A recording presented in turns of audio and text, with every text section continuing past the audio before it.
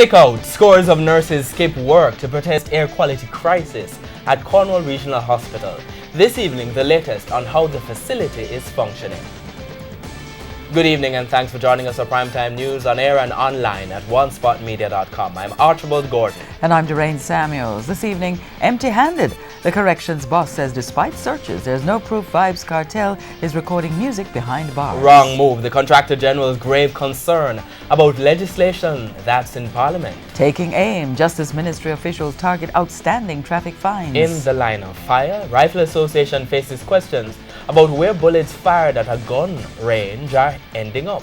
And in the business news, downturn. Cable and Wireless Jamaica makes another big financial loss. There's also sport, sports commentary and weather in the primetime package. But before the break, the feedback question. What's your reaction to news that some staff at Cornwall Regional Hospital called in sick today to protest the air quality crisis at the facility? Share comments online, facebook.com/Television Jamaica and tweet at Television Jam.